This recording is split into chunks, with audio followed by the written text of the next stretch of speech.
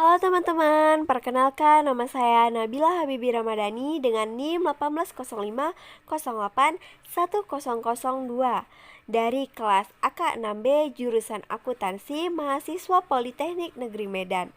Nah, di kesempatan kali ini saya ingin membahas tentang kombinasi bisnis dari akuntansi keuangan lanjutan 1. Dosen pengajar yaitu Bapak Rizky Syaputra SE MSI CPA. Nah, apa sih yang dimaksud dengan kombinasi bisnis? Menurut pernyataan Standar Akuntansi atau PSAK nomor 22 revisi tahun 2010. Kombinasi bisnis ialah suatu transaksi atau peristiwa lain di mana pihak pengakuisisi memperoleh pengendalian atas satu atau lebih bisnis. Keuntungan dari kombinasi bisnis ialah memperoleh imbal hasil yang lebih besar kepada pemegang saham dibandingkan sebelum melakukan kombinasi bisnis. Kombinasi bisnis karena perusahaan mampu menghasilkan sinergi dalam kombinasi bisnis tersebut, sehingga jika nilai entitas sebelumnya bergabung 5 dan 3, maka hasil kombinasi bisnis mampu menghasilkan lebih dari 8. Nah, selanjutnya kita akan membahas strategi dalam kombinasi bisnis. Yang pertama, yaitu integritas vertikal, merupakan kombinasi bisnis dengan melakukan akuisisi entitas yang memiliki hubungan pemasok atau distribusi. Contoh, entitas mie instan yang mengakuisisi entitas gandum yang merupakan bahan baku mie instan atau mengakuisisi entitas distribusi mie instan.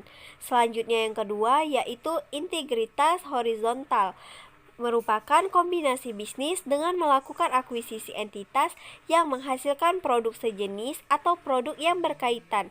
Contoh, entitas mie instan mengakuisisi entitas produk kecap, saus, makanan kecil lainnya yang bahan bakunya sejenis dengan mie instan. Yang ketiga yaitu konglomerasi, merupakan kombinasi bisnis dengan melakukan akuisisi entitas yang tidak memiliki hubungan dengan entitas tersebut. Contohnya, entitas mie instan mengakuisisi bank, asuransi, dan perusahaan otomotif. Selanjutnya kita akan membahas bentuk entitas dalam kombinasi bisnis. Yang pertama yaitu merger, merupakan kombinasi bisnis yang dilakukan dengan menggabungkan dua atau lebih entitas di mana entitas yang diakuisisi dibubarkan, serta semua aset liabilitas diambil alih oleh pihak yang mengakuisisi. Bentuk entitas yang kedua yaitu konsolidasi, merupakan kombinasi bisnis dengan bentuk satu entitas baru yang akan mengambil alih semua aset dan liabilitas entitas yang bergabung. Yang ketiga yaitu akuisisi, kombinasi bisnis dengan membeli kepemilikan entitas yang diakuisisi, namun entitas yang diakuisisi tetap berdiri hanya dikendalikan oleh entitas pengakuisisinya. Nah, selanjutnya kita akan masuk ke metode akuntansi. Yang pertama yaitu metode pooling of interest atau penyatuan kepentingan. Dalam metode ini, pencatatan adalah nilai buku dari entitas yang bergabung.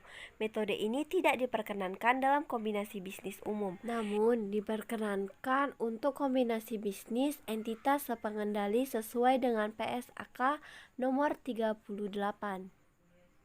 Metode akuntansi selanjutnya yaitu metode purchase atau pembelian atau akuisisi. Dalam metode ini, dasar pencatatan adalah nilai wajar pada tanggal akuisisi karena kombinasi bisnis dianggap sebagai pembentukan entitas baru sehingga dilakukan penilaian terhadap aset.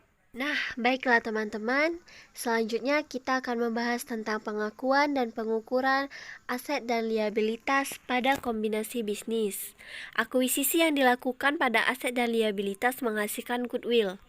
Goodwill muncul pada saat entitas melakukan akuisisi entitas lain. Goodwill mencerminkan manfaat ekonomi yang timbul dari aset yang diperoleh dalam kombinasi bisnis yang tidak dapat diidentifikasikan secara individu sehingga harus diakui secara terpisah.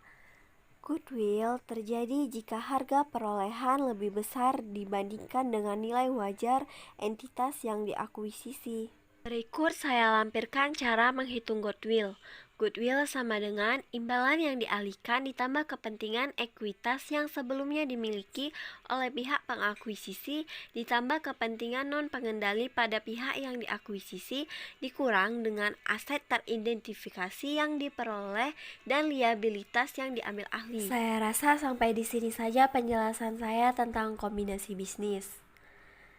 Terima kasih telah menonton dan mohon dimaafkan apabila ada kesalahan atau pengucapan kata pada sampai jumpa di lain waktu teman-teman. Dadah.